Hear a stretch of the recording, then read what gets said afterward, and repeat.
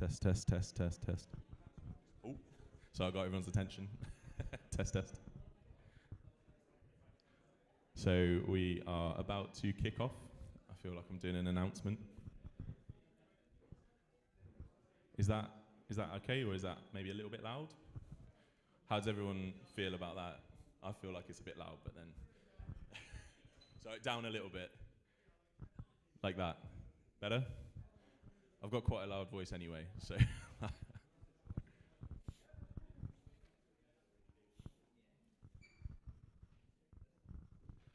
So how is that? That's a bit better. Cool. Okay, brilliant. Oh, messed up already. Yeah, yeah. Kirsty, take over, please.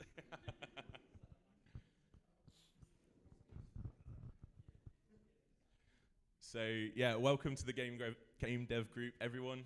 Thank you very much for coming.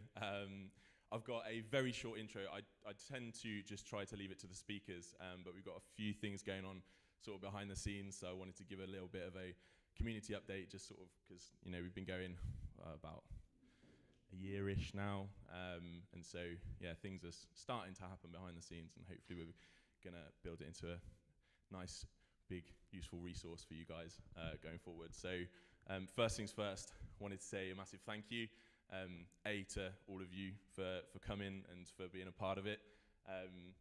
Thank you to Anthony, to Dee Dee, to Luke, to Scott, for everyone who sort of helps out behind the scenes with like Discord, with community management, with taking photos. If you need a freelance sound designer, Anthony's a great one, so he really helps out.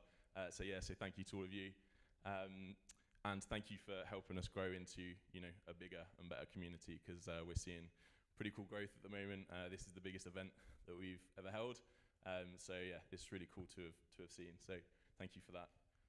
Thank you to our speakers as well. We've got a few in the room who've done speaking events already, and obviously the Game Dev Group wouldn't happen without the generosity of people kind of coming and giving their time and giving their expertise. So thank you to them, and thank you to our speakers for tonight, and we've got a few there, a bit of a sneak peek as to what we've got going on in the future as well. So we've got a few interesting speakers lined up in the next few months. We've also got a game night that we will be organising. I think if you're on the Discord, you may have seen we've done a few polls and stuff to kind of gauge interest and kind of see what people might want to do, what kind of platforms they've got. That is still going ahead. It's just it takes a little bit more organising than first anticipated. But once the first one's done, then it's done, and then it will be a rolling thing, and we'll do it more into the future. So that will happen. We are also working very hard behind the scenes to set up game jams as well. So because this is something that people in the community have requested, it's obviously very topical for tonight. Obviously got Kirsty giving her expertise on that, so that's fantastic. I couldn't put a time frame on it at the moment, but we're sort of working behind the scenes to set up partnerships and things so that we can make it, just pack them full of value. So it's not just a case of putting on a game jam and, great, go for it. It's hopefully going to be much more valuable than that. And long term, we'll be sort of doing things a little bit differently. There may well be a kind of paid aspect to them because of the value that's included. But the idea is hopefully we'll sort of generate revenue from that kind of thing and be able to keep events like this free going into the future. So the idea is just to kind of build a revenue stream that allows us to sort of build this into a bigger and better resource, maybe put more events like this on in the months, supported by the game jams and other stuff that we do. So watch that space. Also, you may have struggled with access this evening. It's absolute thorn in my side. It has been for the last couple of months. So been trying to build a partnership with 1 Mill Street, if anyone knows the space, really cool co-working space. So we're kind of in the closing negotiation stages with them about actually using their space, which is a really, really cool space. So when we do, that'll be brilliant, and then there'll be a lot of room for growth in there as well. So that's an exciting thing for the future. Don't know exactly when it's going to happen because, maybe in a month, 2, but we'll see. But we will be there eventually, rather than in this attic. So, but yeah, that's my very short intro. thank you very much. I'm going to leave you in Kirsty's very capable hands. Thank you very much, Kirsty.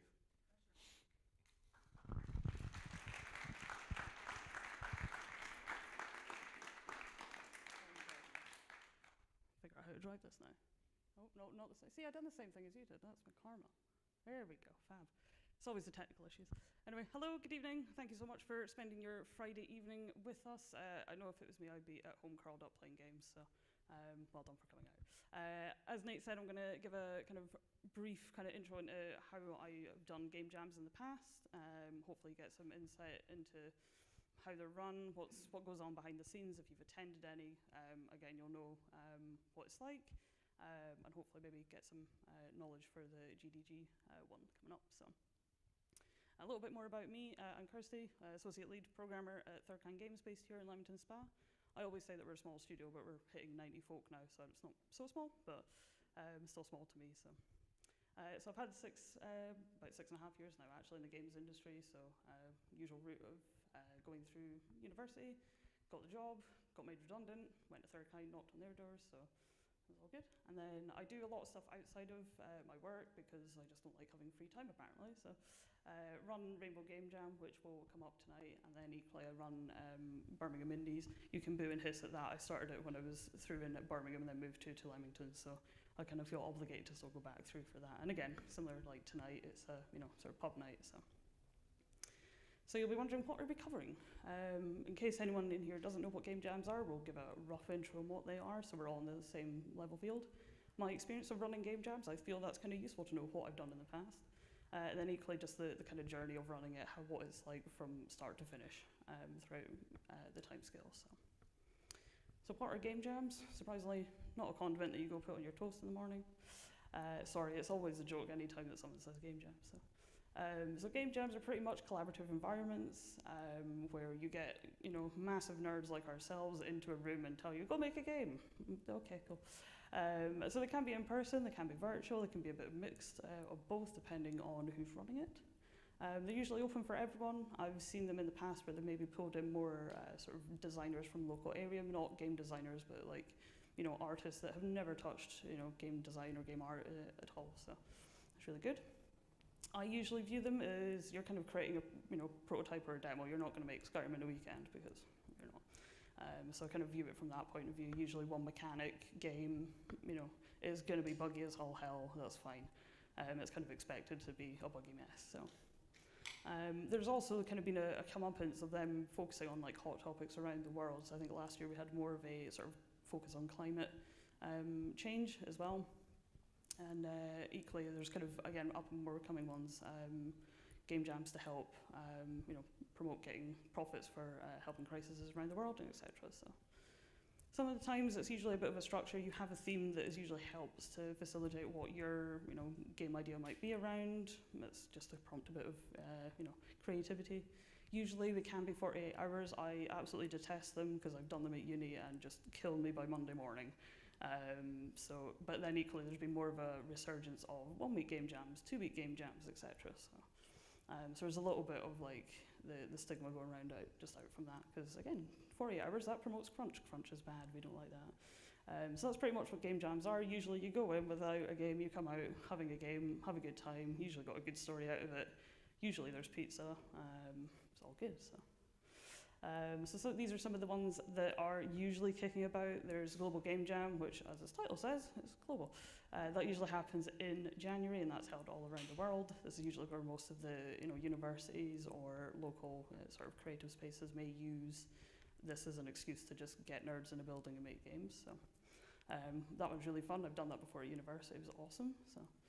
There's also Ludum Dare. Ludum Dare is up to contention how you pronounce this, so we'll go with both.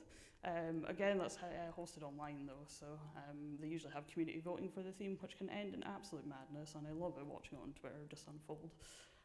And then equally, itch.io, they have a whole calendar based on game jams that are happening at any given time. So I really recommend if you've got a free weekend or have a spare week where you're just like, I just want to make a game, have a look over there, see what's up and coming. And as I said, for example, there's a shit ton of games going on. Obviously, there kind of ranges for various themes, various content creators that usually host them. So Yeah, just really kind of depends. But I think itch.io is a great resource, not only for game jams, but equally for hosting your games and demos and prototypes if you've got that. So I'll talk about my experience, because obviously it's all well and good saying what they are, but what have we done? So previously at university, I ran the Game Development Society in my final year. Don't do that, it was a lot of stress. Try to get, dissertation, all that done, but definitely learned a lot from it. And not only just running it, I thought, fuck it, we'll do a game jam. Good idea at the time, bad idea at the end of it because of knackered. But yes, that was hosted for 50 students. We had access to the university, however, obviously there was health and safety to worry about and security, so we couldn't do a full 48-hour run, unfortunately. So it was kind of, ended up working out 16 to 20 hours. We kind of opened it from like 10 a.m. to 10 p.m. and that worked out fine. Yeah, we kicked off on the Friday, had a whole welcome ceremony of, a bit of a talk, also kind of, announced the theme, let everyone go off into their teams and obviously decide stuff. Saturday, obviously everyone came in 10 o'clock in the morning, raring to go, got the pizza in, everyone was more raring to go. And then we ended up with a bit of industry judges coming in, so I just asked a few friends from local industry, hey, do you want to come in Sunday just to judge stuff? So they came in, walked around, obviously everyone had a bit of a break after making their games. So the good thing about this, and my proudest moment of this, was having the theme of Is It Broken? Which was really good when some poor team's game was actually like really broken and not in it's fine, no, it was really broken. And there were poor guys were stressing over it and stressing over it. I was like, it's fine, you can just say it's a theme. And they were like, oh yeah, okay. So kind of worked out in the end for them. But again, it was just really good to see the different takes everyone takes for one theme. So on top of that, I've also got the 7 years running Rainbow Game Jam. This is a virtual event currently. I'm wanting to make it a bit of both because that would be great. Obviously in person as well, but. So I've been doing that sort of my start of when I came into the industry, so kind of 7 years running that, so I think it'll be its 8th year this year, which is absolutely insane because it feels like no time at all. So as I said, it's an online game jam. It's usually 2 weeks, we say 2 weeks, it's about 16 days, so throw in a few more for free. And this actually focuses on the LGBTQ representation.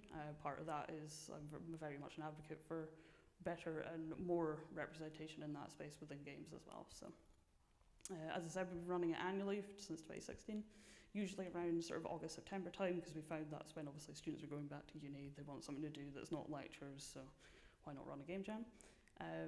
It is global as well. We've had so many entrants from all across the world, which is insane. People, obviously, you kind of wake up in a morning and you've got people from Brazil, posting about their progress, so amazing. We've also had over 100 games made. I think we're probably hitting 150 now, which is incredible. It still amazes me that people want to turn up for this game jam, let alone make something for it. So, yeah, and we've built a really good community on Discord as well. It's just really exciting to see people coming back every year and be like, yeah, it's a new game jam. Okay, cool. Again, just absolutely great.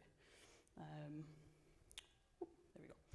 So I kind of asked people, why are you coming back? It's just a game jam. But I think the main thing is I kind of asked around, why do you do this? And we got some responses. So one person said, unfortunately, it's really hard to get involved in the industry where you think that you're going to be shamed, mocked, and bullied for who you are, no matter how much you love that industry.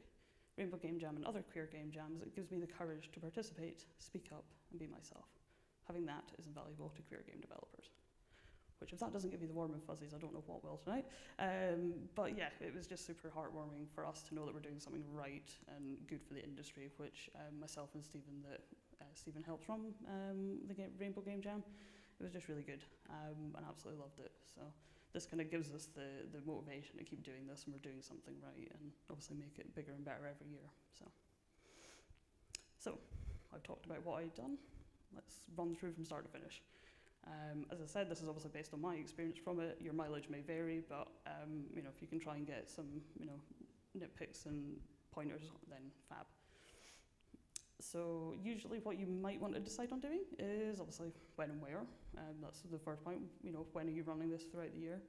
One thing I will note is maybe, as I said, look on itch.io, see if there's any other big game jams happening and try not to book it for that weekend, because otherwise you're just not going to get, a lot of people. So, global game jam in January, just don't do anything there. Again, with Ludum Dare, I would just kind of avoid the same weekends or roughly, maybe a week or two either side, just to ensure that you get people coming up. And obviously, where are you doing it in person? If so, where's the venue? Is there any limitations on that venue?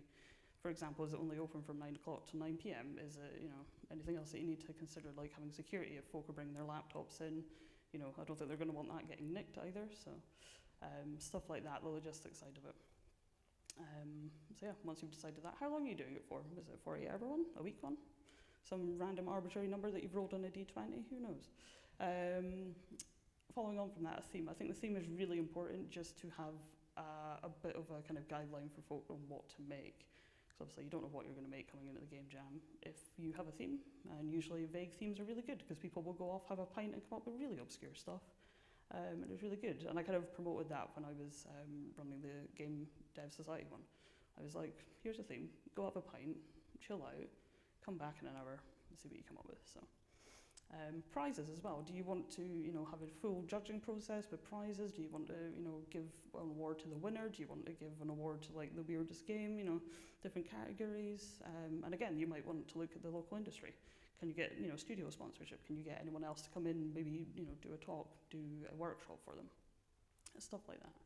And as I mentioned, obviously the logistics for the in-person, kind of stuff that you would consider, like, as I said, opening times for things, security, how much can you get the venue for, and is there money involved, all this sort of stuff. So it's a lot, even just for the starting point, but trust me, it is worth it. Next thing, obviously, you've decided all the details for your game jam, now it's spreading the word. And I will say, one thing from doing it virtually is obviously try to use stuff like Twitter and Discord that you can feel like you're shouting into the void a little bit, because obviously when I was doing this at university, I could just slap posters on the wall and be like running into lectures and just be like, hey, we have a game jam, come along, and run back out again. Like, we had that in-person interaction and word of mouth, which was great. However, obviously try to do that on Twitter, especially nowadays, it's just a void. So it does require a lot of just keep posting, keep posting. I'm sure any of you that do any social media stuff will understand where I'm coming from with this. So.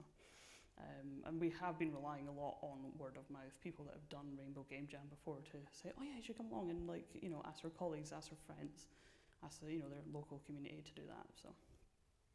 Obviously, we obviously had the managing the sign-ups, and as I mentioned, itch.io, I'm going to keep hampering on about them because they're fantastic for this sort of stuff.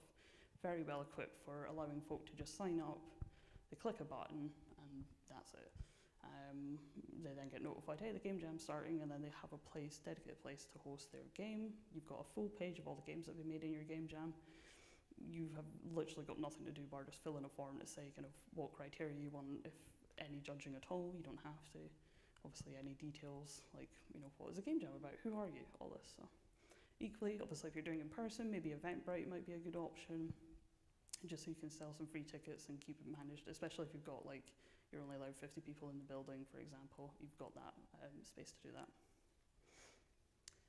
So got that. Also, team forming might be an option to consider. People will turn up by themselves and want to form a team. I've definitely seen it before where some poor person's held an A4 bit of paper going artists needed and just was walking around the venue with it, which I thought was a brilliant marketing idea. But again, you might want to consider doing that, whether it's a more organic in-person event, or if you need to manually do that online. So for example, with Rainbow Jam, we just have a Discord channel called Team Forming. I just ask people, hey, put down programmer looking to do X, Y, Z. Well-versed in Unity, for example, like here's my time zone as well. So usually that kind of manages out, you get people that are interested in form teams naturally. A few folk you kind of need to manually do it, but again, there's various ways of doing this. I'd also recommend an FAQ. So for example, with the Rainbow Game Jam, we usually have the usual questions of when's the theme going to be announced? It will be announced the week before because that's usually when we've decided it. And again, just small things like, when will the theme be announced, as I said, when's, can I form teams? It's all this stuff that you'll probably get asked on a regular basis. Just have an FAQ, point people at it, it makes it so much easier for yourself than just copy paste. So,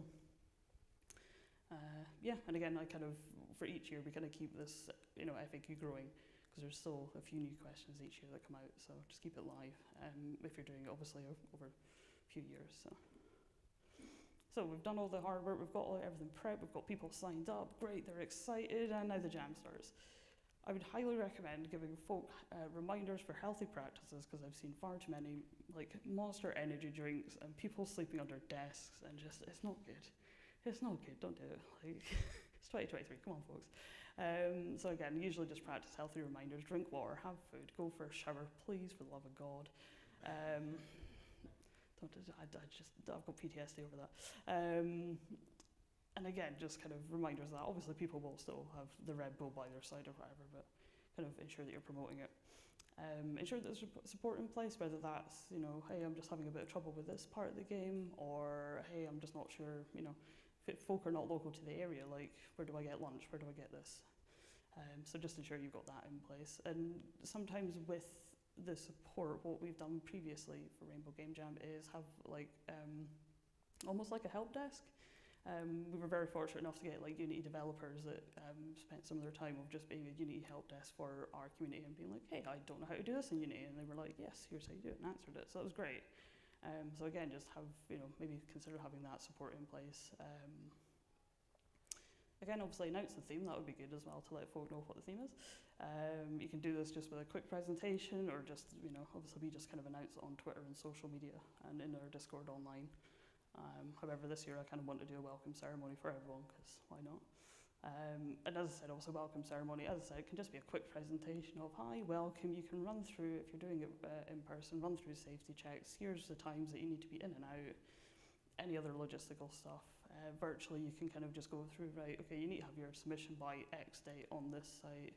Here's everything that we've got in place. If you're running workshops, here's they are.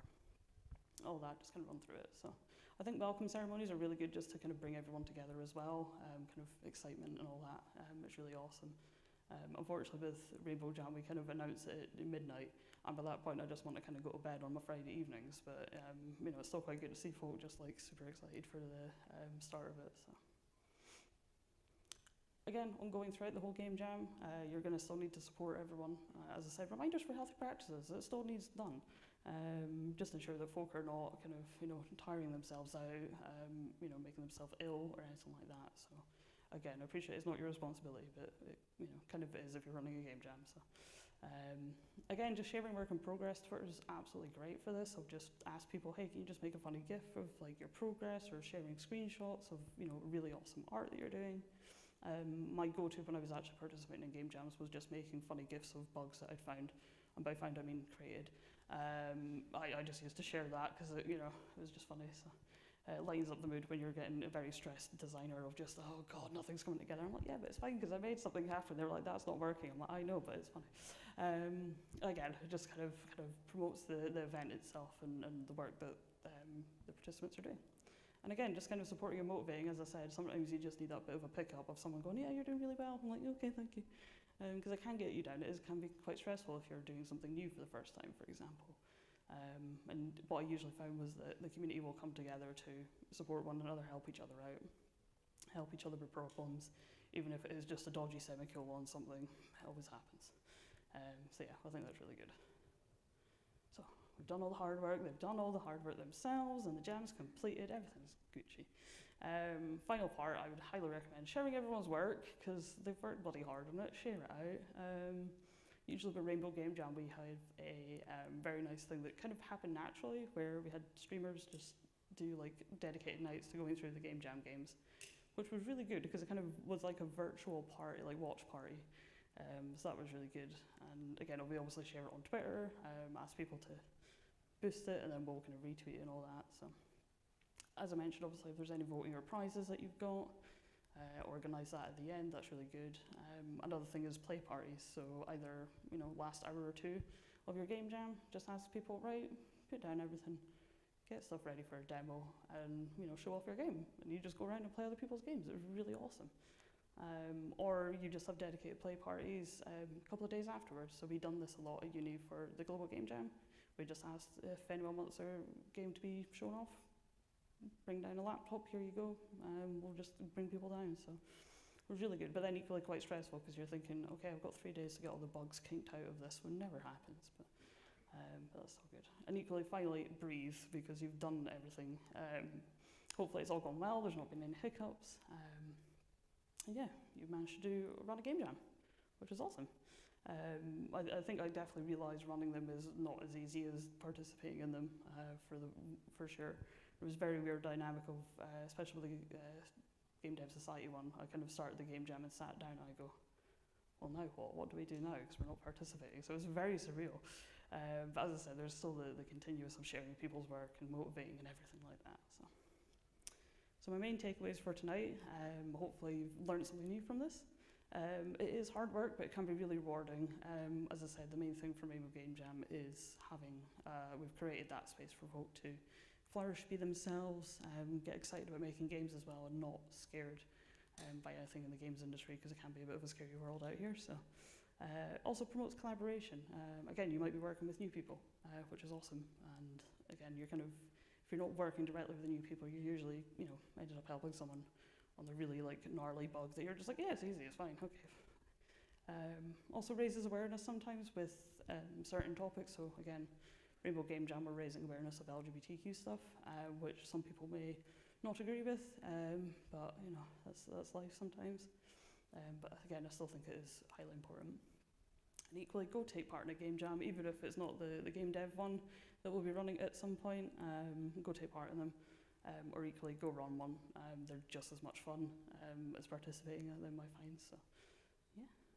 So I just want to say a massive thank you. And equally, we are going to be looking for any collaborators or studio sponsorships for this year's Rainbow Game Jam. So if you're interested or just want to chat about that, please let me know. Twitter details are up there. So.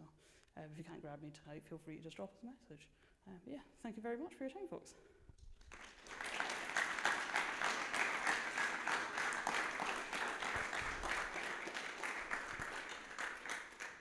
Do we have time for questions? Yeah. Fab, any questions? Yes. Yeah, so will there be any limitations in the game jam? Say, for example, the game engine software. So I know you mentioned Unity earlier. Could you, say, for example, use a real engine, or does it depend based on the game jam? Not even the game, well, I mean, there are some game jams that will focus specifically on engines, like I think Godot have one dedicated one. But equally, I usually just find it's whatever you're comfortable with, whatever your team's comfortable with. At university, it was always Unity, that's what we used. Equally, if you want to use Unreal, that's fine. I know a lot of people, if they're maybe not so proficient in programming, but they still want to make stuff, there's still Twine and all that for a lot of kind of more focused on visual novels. So whatever you want to use, really, whatever tools you're comfortable with. Equally, you might go in there and go, yeah, I just want to learn Unreal and learn something else. So usually quite open, but I've not seen any game jams bar ones that have been sponsored by, as I said, Godot or something like that. They're doing dedicated. Yes, you must use our engine. I've not seen anything else like that. So yeah, you're free to use whatever you want. Any more for any more? Yes, at the back. On the same side of limitation, have you thought about team size limitations? Team size limitations, what's that? Yeah. Yeah, so again, I've just kind of viewed this naturally from, me personally being in a team and what works, and then equally kind of seeing what works, because you are right, gets to a point there's too many cooks for the kitchen. So I usually recommend sort of no more than 6 people, I think is good for a game jam. Obviously that's kind of maybe a few programmers, a designer, producer to kind of wrangle everyone together. Artists, for example. So at uni there was 5 of us, so it was 2 artists, 2 programmers, and a designer / producer that was usually wrangling us with coffee to go do the work. So yeah, no more than 6 I'd recommend. But again, there's people that will do solo game jams, and they work quite happy. So again, it just kind of depends on the sort of the skill set. That's what I'm looking for. Skill set of your team and that. So any more? Nate. Have you run, I might give you anything as to what we might be planning, but Ooh. have you running hybrid events, in-person, group, game jams, and online as well? Not yet, because I want to do that for Rainbow Jam. Yeah, again, as I said, for the university one, there was kind of the potential to do a hybrid one where we'd let folk just work from home, because there was a few disappointed faces when we said, sorry, we've only got 50 tickets and they've all been taken. So. But at that point, I just wasn't sure how to manage it. Again, obviously, if you add the virtual element, you've got everything else to set up. So, but yeah, I think, as I said, Rainbow Jam, we'd love to do a hybrid of just maybe having on-site stuff, so we can send out sponsorship packs or something to be yes, you can go have a poster and set it all up. But again, I think nowadays, as I said, itch.io, it's kind of a good point of, allowing folk to, post all their games, and you've got them all together. You don't need to worry about collating the in-person folk and the sort of virtual ones. So, and I think as well, if you're having like a welcome ceremony, you can do it in person and live stream it potentially if you've got the capacity for it, or pre-record something and just play it. Lots of possibilities to do it. So I don't think that there should be the limitation on hybrid events at all. So. Any more? Okay, I'm going to count that as we've got some lovely music outside going. So amazing. Thank you so much for your time, folks. I'll hand it back to Nate.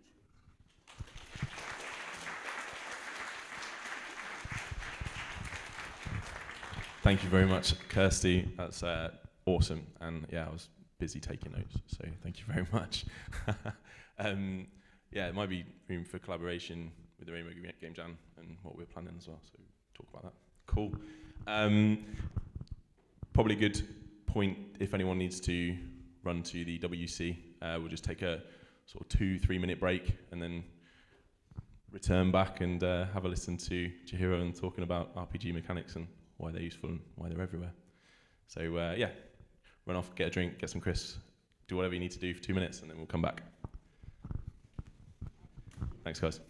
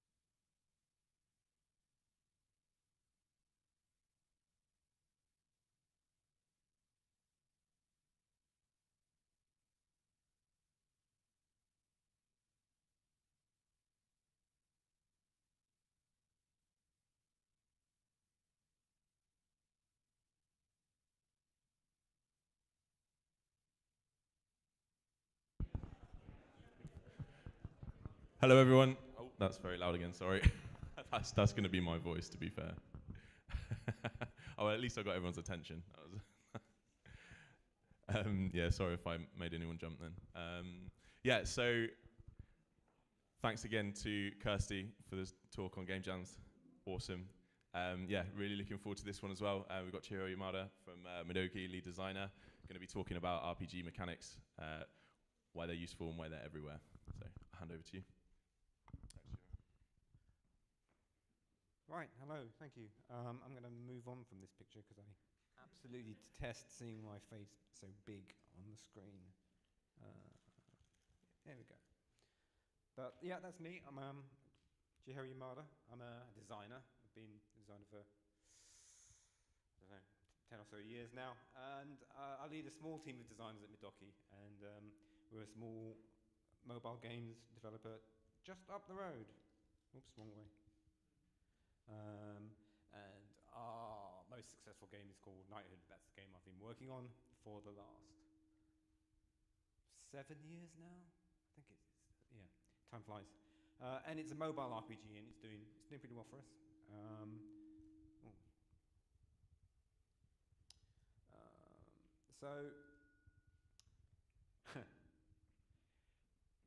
So RPG mechanics. Well, I'm gonna start with slightly self-indulgent personal history. So that book there, when I was a young kid, and I really am giving away my age now, I was at school, and there was a book club, and on that book club, they let you get a book for free, I think it was, and I saw that thing, The Warlock of Firetop Mountain, and I thought, oh, that looks cool. It looks a bit more interesting than some of the other stuff there. So I bought it, and I read through it, and my mind was blown. It was amazing. It was I had not seen anything like it. I mean, I take it you know what it is, right? It's a choose-your-own-adventure book, and in it there was this maze where you would read a page, and it would describe what's happening, and you have a choice, and you turn to another page, and every now and again you come across a monster, and then you roll some dice, and then maybe you'd fight. Well, you probably wouldn't roll the dice, actually. You'd probably just avoid it, but that's a separate thing. And then you'd wander around this maze, and you'd get lost, and with the Warlock of Firetop Mountain, you always got lost. And that opened my mind to a whole range of things that sort of led me on a journey. I mean, I started playing some Dungeons & Dragons, Advanced Dungeons & Dragons. That's a very old-looking book, which I had, and spent way too long trying to play the game. I didn't have that many friends who could play. I could play with, but you know, I spent ages poring through the book, looking at all of the tables and all of that stuff.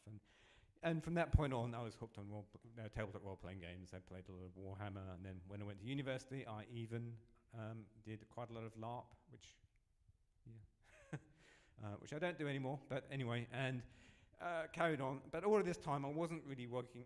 Well, I wasn't working in the games industry. I was doing something completely different. I was in science, but I continued to play and run role-playing games. And then after that, I started playing some Magic the Gathering as well, and some people that I knew down in Cambridge, who were in my game group. One of them ended up working at a game company called Jagex. He was, and one day he said, "Yeah, we've got some jobs. Do you fancy doing one?" And I was like, "Actually, what do you need to do?" And we had a chat, and I went, "You know what? I could do that." And I took the job and joined the games industry as a junior content developer, and worked on RuneScape, which is a massively multiplayer online role-playing game, a browser-based one, which has been around for quite some time now, and incredibly is still going on. I don't know how long it's been around now, 20-something years. And worked there for 5.5 years, moved through a few other different companies, and ended up working as a designer at Midoki. When I arrived, I found out that one of the members of the board was this guy, Ian Livingston. And like a fanboy, I got a copy of the book, and when he came and had a board meeting, and I got him to sign it, and I was absolutely thrilled. Such a fanboy. So the reason why I've told you this is that that's just one tiny little insignificant thread in what is a big old tapestry of people, of ideas that connect, and computer games and role-playing games. Obviously, so Ian, I'm sure you're all aware, obviously started off with the Warlock of Firetop Mountain and Games Workshop and the games industry, and is now a knight. But, and those are two stories at the opposite end of importance, but there's so many different ways they're intertwined. Sorry, losing balance there. However, when I became a designer, I realized that actually there's more to role-playing games than just a hobby that I played and an experience that I enjoyed. That actually, in amongst all of those things that I'd done, all of those books that I'd read, and all of those dice that I'd rolled, there was an enormous melting pot of ideas and systems. And within that, they would combine together in unpredictable and exciting and different ways to create this amazing experience, unlike any kind of other game that I have ever played or played since. But as a designer, you can look at it and think, well, so what are all of these bits? Because if you pick apart a tabletop role-playing game, it's built up of all of these different systems, and they're actually all things that can be treated separately and used in their own way. So, because tabletop role-playing games have a whole range of things which are interesting and useful in computer games. They have player-led narratives, they have power level progression, character investment, a whole load of things, which I'll talk a little bit more about, I think, as I go on. Yeah, role-playing games,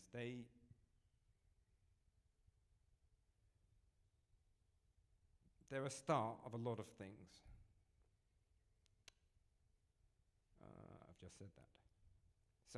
So yeah, what are those tools? So at this point, I should probably apologize slightly. When I was asked to do this talk, I thought, oh, I can talk about this stuff easy. I can just stand and wave my arms around and talk about these things for half an hour. And then I tried to write down some slides and create structure to it, and I went, huh, it's harder than I thought. So this may kind of end up being somewhat incoherent sort of list of things, but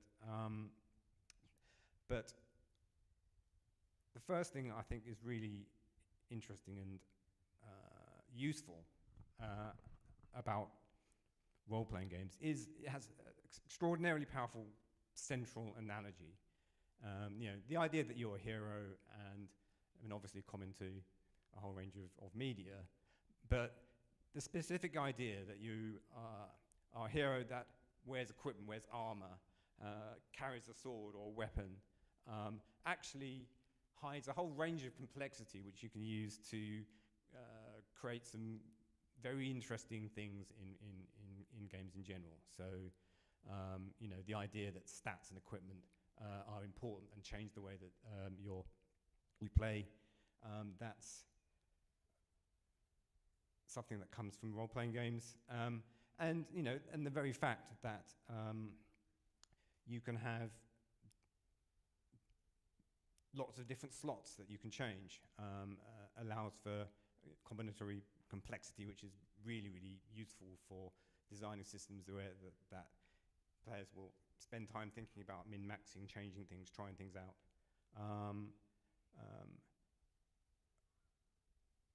But one of the things I also think is really useful is that because it's very, very easy to explain. You can tell someone you are a knight, and this is your equipment, and these are the things you can put in it, without having to explain that a helmet can only be worn on the head, that a sword can only be held in the hand and does damage when you hit somebody with it. Armor protects you from taking damage. You don't have to explain those things because the analogy is so powerful and universal.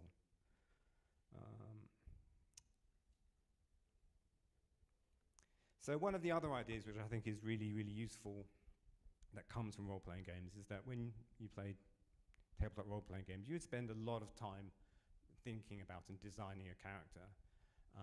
And then you choosing the stats, choosing the equipment, choosing class and race.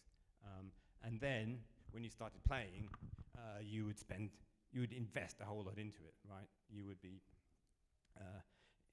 leveling them up, getting some stats, collecting loot, going on adventures, and that allows you to become more and more invested in your character. And the more invested you are in your character, and the more invested you are, in the game. And that's true for role-playing games, but it's also true for any game. And that's one of the reasons why you see a lot of games taking those sort of mechanics, the idea that you can spend time, effort, sometimes money, obviously, but also creative thought into your game means that you're more likely to keep on playing because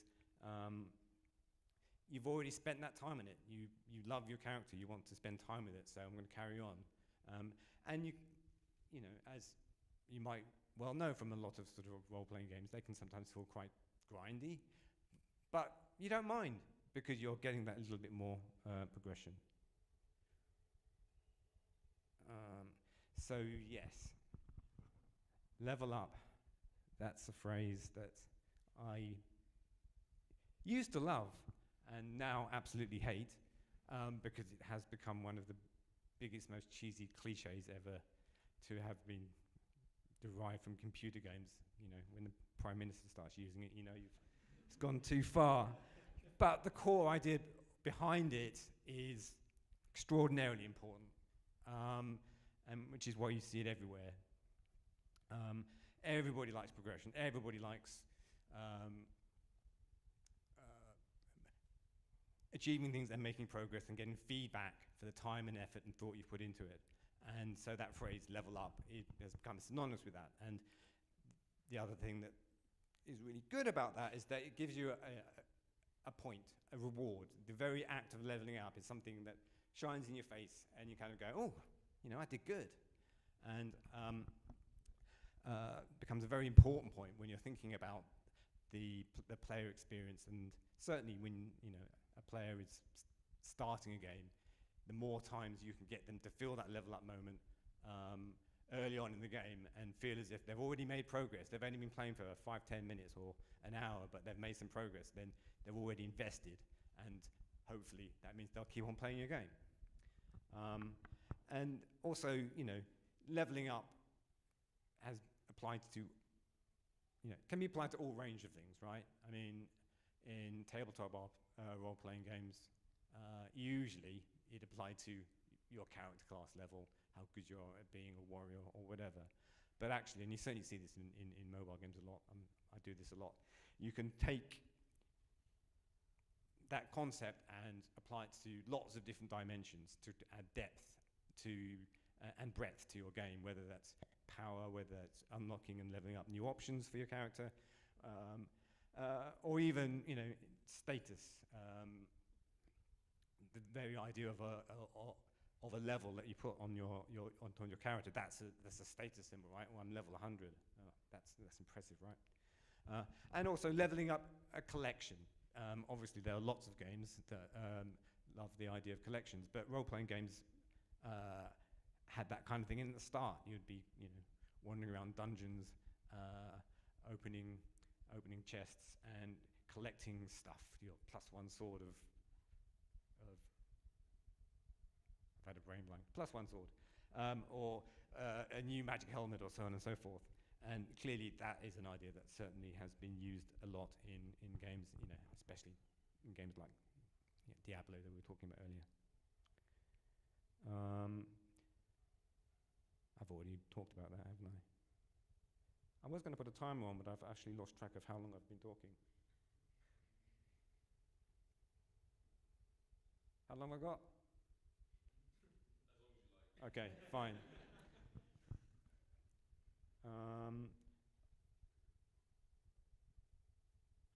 Actually, oh, shoot.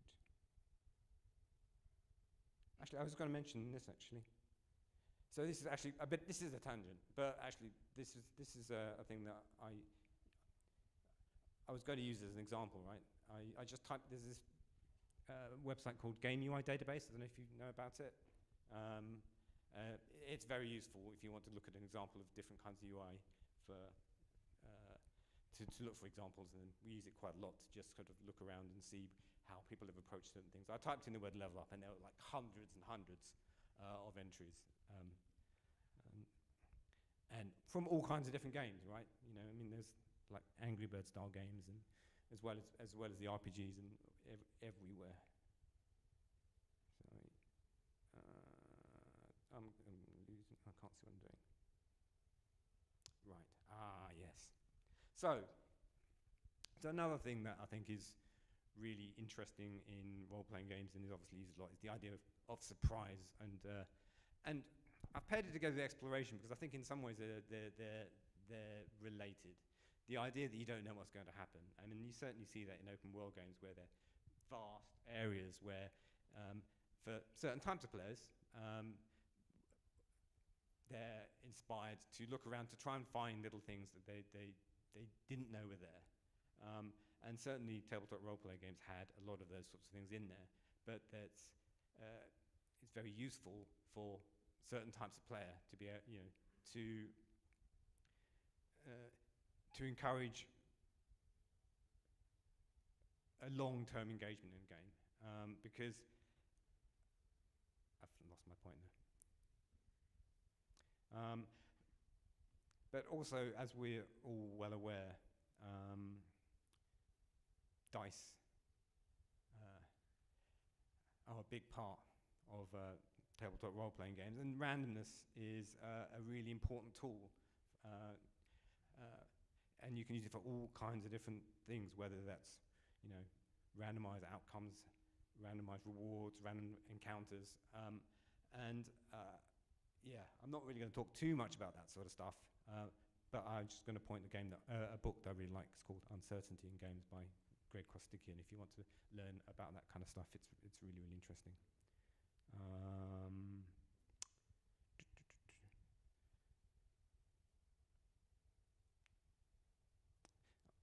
Yes. Exploration. Yes. So one of the things I like about exploration is not just the idea that you're exploring a world. That is a very powerful idea, but actually that ties together in. It's not just worlds that can be explored, it's systems, right? It's the way things interact with each other and the way that they work together. I mean, Breath of the Wild, most recently, I think is a brilliant example of that, and it's full of world exploration. There's a massive world to wander around. But actually, sometimes the most interesting parts of it, and certainly the things that you'll get the biggest surprises out of that fill you with joy are not that. It's the way that how the world worked, and discovering things and realizing that, actually, if I put that wooden shield on the back and I'm in a place with lava, it bursts on fire. That makes sense. I wasn't expecting it, but it's. So exploration is not just the idea of exploring a place, finding new places to see, though that is very interesting and powerful, but also exploring systems as well. Okie dokie. So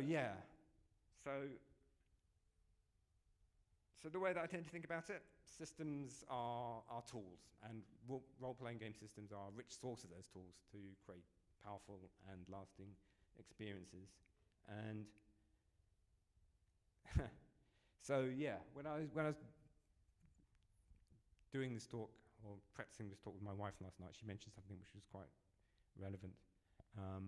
So I'm going to finish with a little joke, narrative joke, and I'm probably the only person who's going to laugh, is that there's one last thing that I think role-playing games or tabletop role-playing games have as a property, which is very, very useful, is that they always have a start, they always have a middle, but a bit like my talk, they don't ever end.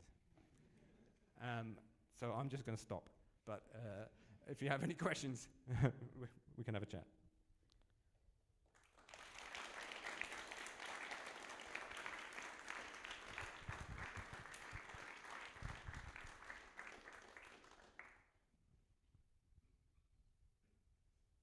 So does anybody have any questions? Yeah, that was a bit incoherent, I have to admit. Yeah, I have a question. Sure. What is the core concept behind randomization, and can you suggest something about this? I don't know. What is the art and science of randomization, and how we can implement it in our game systems? Oh God, where to start? I mean, that's one reason why I'm pointing to you for a book, because actually you can talk about this sort of thing for a long time. So, I guess it depends on what you're trying to achieve.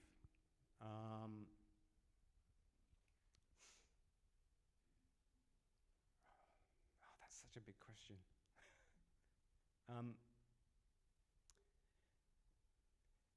I guess one of the things to understand about randomization is that.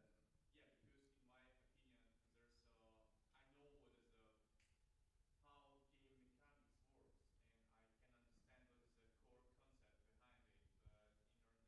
But in randomization, how to implement it, how to how to design the system of randomization, how to understand what is the I don't know different stage in the game that we can include some random rewards. Right. Okay. Well, you're particularly interested in randomized rewards, or randomized rewards for gameplay, or for exploration, or For gameplay. well. Okay. So when I use randomization, certainly in a game, then it's for a number of different reasons, right? I mean, one of it. Sometimes it's because you want to add surprise to a reward. You can give a reward for a bit of gameplay, for doing a mission or whatever, but if it's the same thing every single time, people will start to switch off. So you can make it much more interesting by making them random. So it means that the experience that the player's having while they're repeating a piece of content or doing the same sort of thing, instead of being sort of flat, it becomes spiky, right? It might be a bit, you might get rubbish rewards. I mean, obviously, if you're adding randomization, what you're usually doing is you're having some common rewards, which you're getting most of the time, and then something much more exciting and much more interesting. One of the things about the way that players remember and think game experiences, they don't tend to remember the same boring bits, the bits that are sort of in the middle. They remember the things that were really bad, and they remember things that are really good. And that's one of the really nice things about having randomized rewards. And games like Diablo are like kings of that kind of stuff, right? Is that you'll grind away at that same old piece of content for hours until you get the one thing you want. And then you've got that one thing, and it was the thing that you've been looking for, and you feel great. And you feel much, much more. You feel much greater than if you had to sort of grind away at it and just get whatever 100th of that thing in one go. So yeah, so that's one thing that you can do with it. You're creating highs and lows in rewards. I mean, the other thing is I guess you're trying to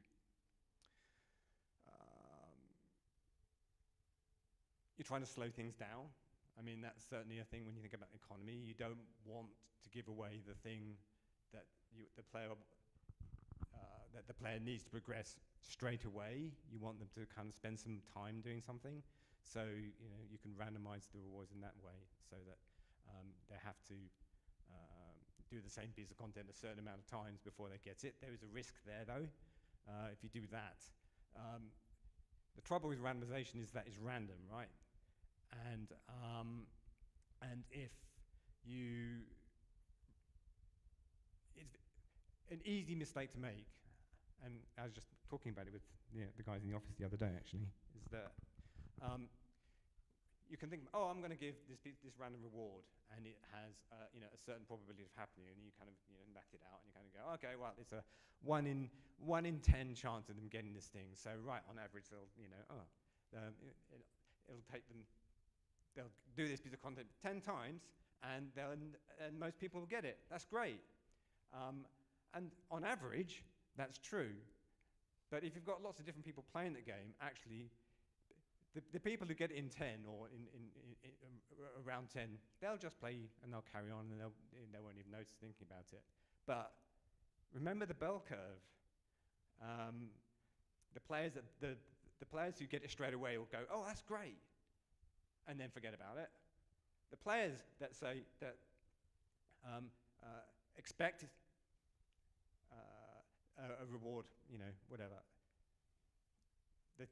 If you tell them it's a 10% chance of getting this reward, then they will expect it to get it within 10. If they don't, if they're the other end of the bell curve, they're going to whinge.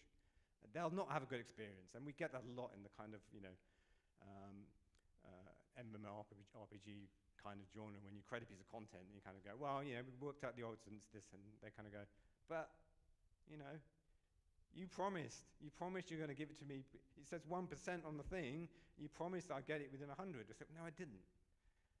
Unfortunately, you were the unlucky one. So a lot these days, actually, and you see this a lot in kinds of mobile games, that you're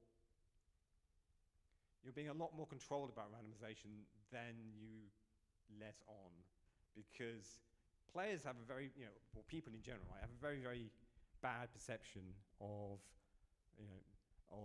randomness. They don't really grok it or understand it. All they do is they play the thing, and then they either feel bad or they feel good.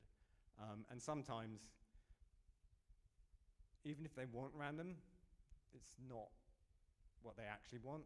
They say they want random, but actually they want it within a certain period of time. So you can use other kinds of randomness to try and guarantee that, pity timers or deck of card randomness, that kind of thing, where you, instead of saying, okay, you've got a 1% chance of this happening, you say, well, no, actually, do you know what I mean by deck of cards randomness? I mean, you imagine you have a deck of cards, and each time you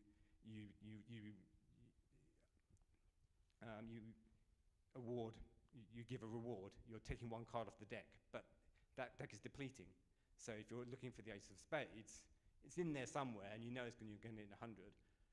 But that's actually a more complex thing to set up, right? I mean, you can create a random number in a script in seconds, but if you actually want to create a deck of cards randomness, you actually have to create something a little bit more complex than that. But sometimes that's actually what the players want, even if they don't think it is. Does that answer your question? Yeah, thank you. Yeah. So we've got a couple more over here, and I thought I'd grab the microphone just so that it makes it a bit easier for everyone to hear. Hi, so you mentioned about creating powerful and lasting experiences. I'm curious, on average, how much of that do you think can be attributed to the RPG systems versus can be attributed to the RPG narrative?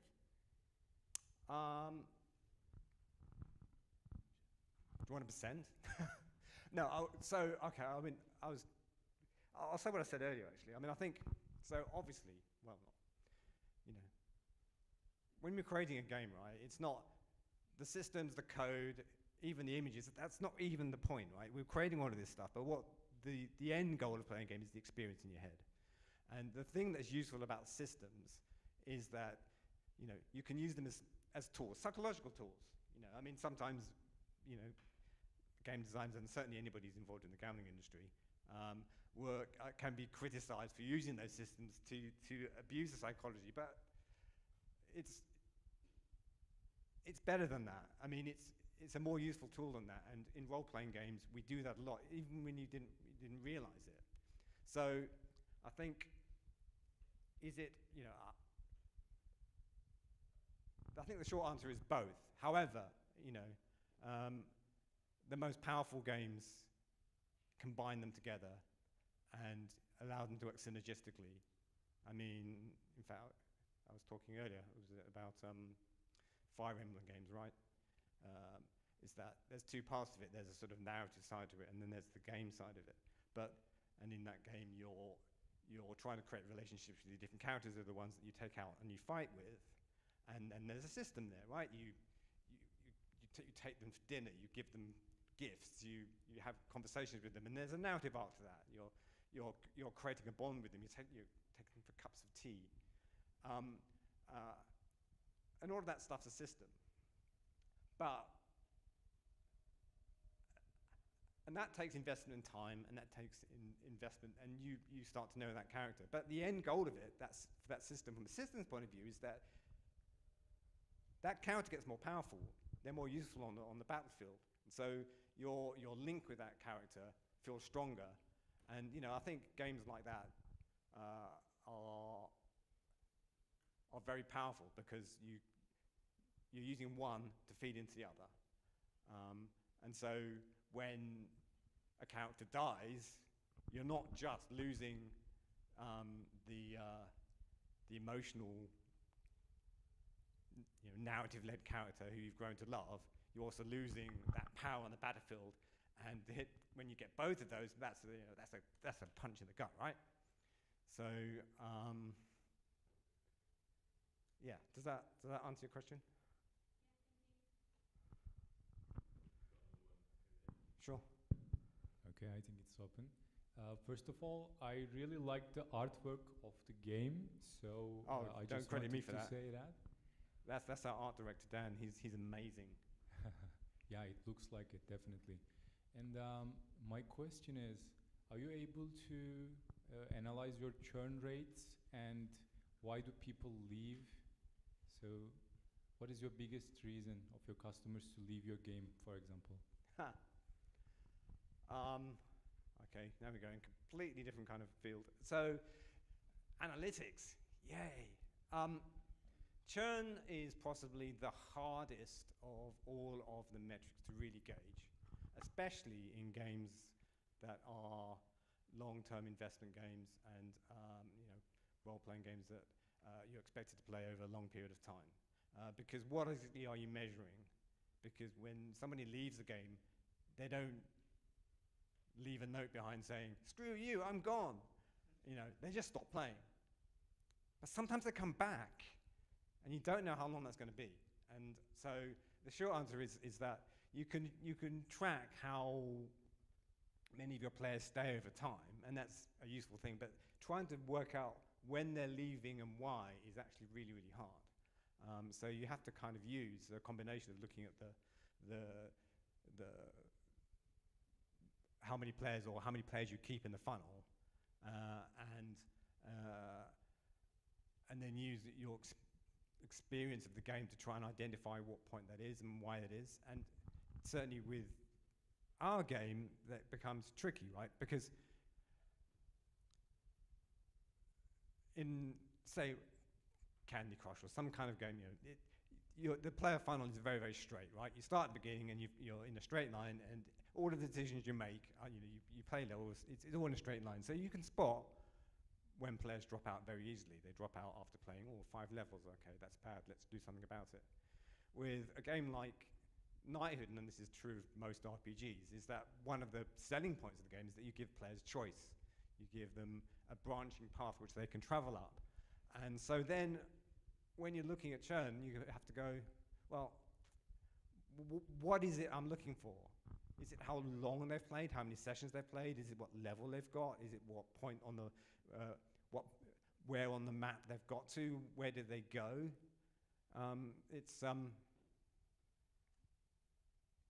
So yeah, the short answer is sort of, but it's hard.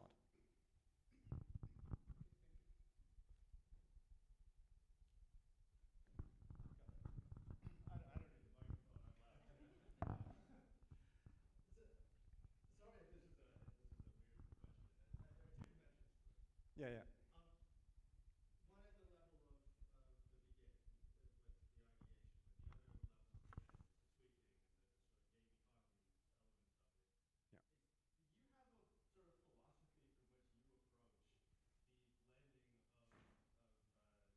of the mechanics behind the RPG to the narrative of the RPG to turn them into one experience? I have a philosophy. Oh. Or just a method that, you know, like the questions you ask yourself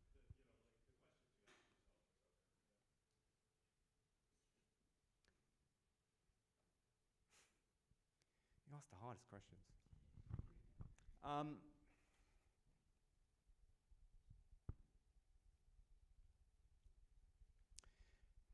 If I'm honest, I probably wouldn't say I had a philosophy,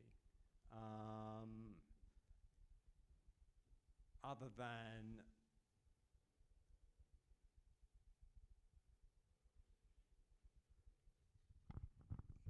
pairing up the systems and the mechanics and the combat or whatever it is you're using, and the emotional arc of the story. If I'm honest, I don't personally do a huge amount of the narrative stuff. I tend to start at the systems. But, so, yeah. And I guess the other thing that I would, the angle that I would take, because I'm more a systems designer than I am a narrative designer, is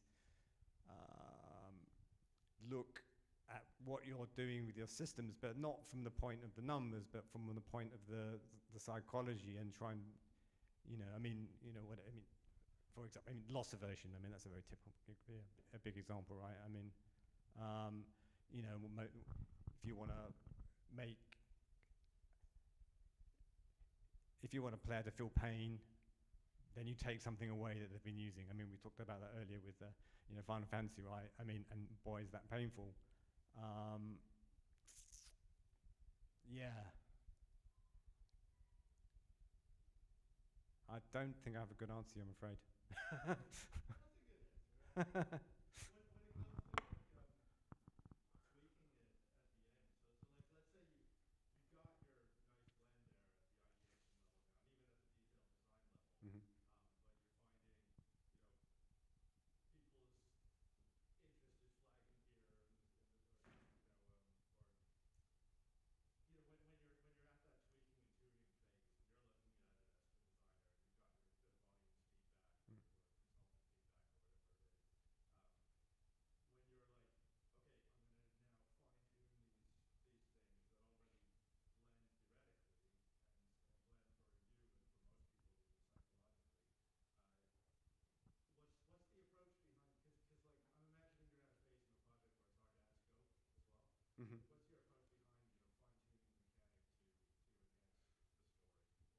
What's your approach behind, you know, fine tuning the mechanic to enhance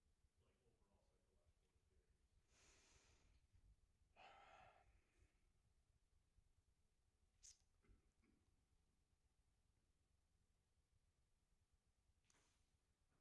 I think that's hard. I mean, I think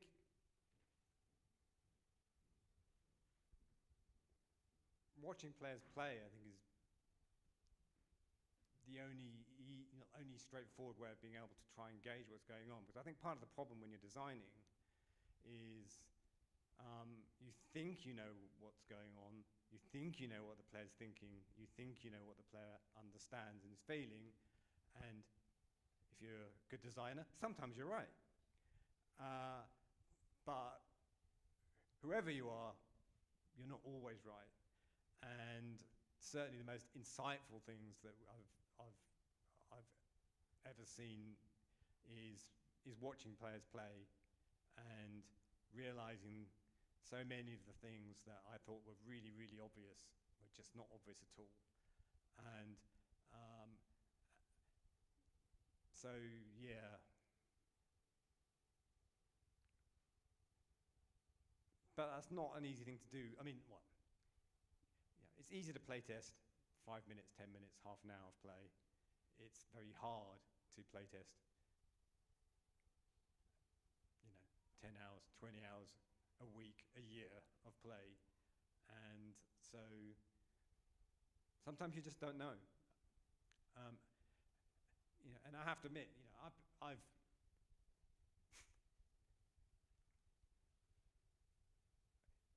had it easy in some senses, right? Because I've never worked on a box product. I've never worked on a game which was, once it was done, that was it. And if I stuffed it up, then tough luck.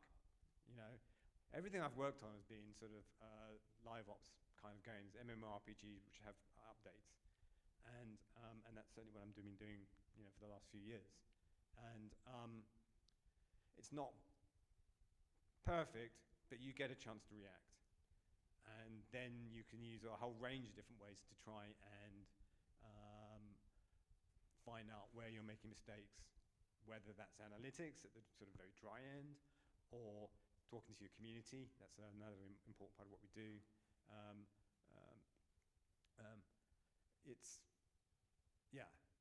I think certainly for the kinds of games that I've worked on, you try to synthesize all of those different sources of data and then use them to try and point towards, well, where the problem is, and then the skillful bit is trying to work out what the answer is, because it almost certainly, analytics won't tell you what the problem is, it'll just tell you where the problem is.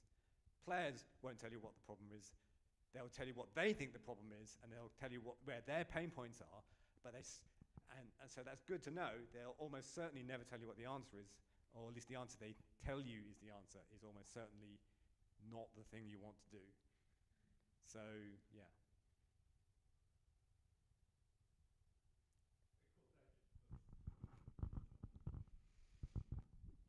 Is that... Any more questions for any more? Doesn't look like it. Cool. Thank you so much, Chihiro. That was brilliant.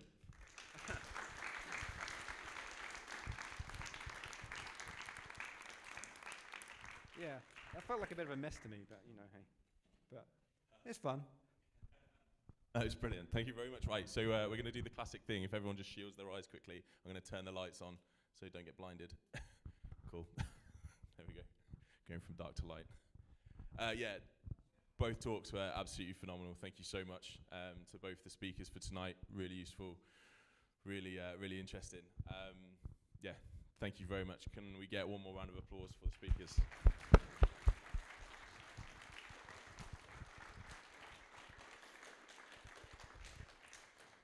Thank you, guys. Yeah, so that's the end of the Game Dev group for tonight.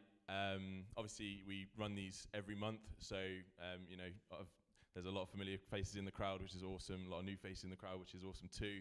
Hopefully, you'll feel like you want to come back and learn some more next time. Actually, next time we've got the Oliver twins coming to speak. We're doing a fireside chat with the Oliver twins. So yeah, excited about that one as well.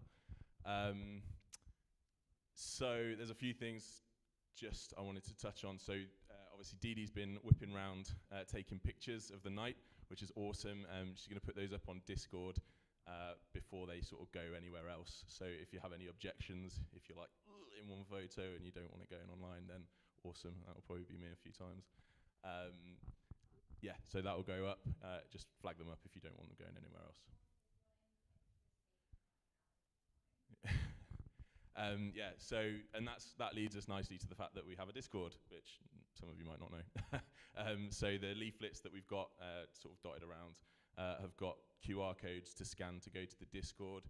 So that's just an awesome place between events to kind of go, chat to people, share stuff that you might be working on, talk about things that you might be interested in. There's just loads of spaces on there. And also, there's a space on there as well. I'm trying to be more active. I'm quite active on LinkedIn and trying to be active on Twitter and things like that. So yeah, if you want to find me on there, we might already be connected. But Nathaniel Head, and then I try to boost stuff that people are doing. So if you post it into the group and you're happy for it to be shared, I'll then share it and try and post it. And yeah, so the whole point is to be a collaborative learning space, and we all sort of help each other out and yeah, boost each other up. So I think that's everything covered off. There's also the meetup QR code as well. So if you've kind of been invited along and you're not part of it, but you want to sort of get updates for other events and things like that, scan that. You'll get the meetup and you'll get emails and things and notifications. So I think that's everything checked off that I was hoping to speak about. So yeah, we're going to do the classic thing of we've got to go, so you can't stay here, you don't have to go home. What we often do is head down to the drawing board tap rooms, not the drawing board itself, it's the tap rooms, which are the other end of the town. Go and have a few drinks and sort of, yeah, just do a bit more drinking, eating and talking. So yeah, hope to see you there, and if not, hope to see you at the next event. Thanks very much for coming, guys. Cheers. Cheers. Oh, one more thing, sorry. I meant to say earlier. So Dee Dee is an awesome concept artist. She's helping out massively, and she's looking for a job in concept art. So if you've got any openings or you know anyone that does, please give her a shout. Right, that's it. That's me done. Thank you. Cheers, guys.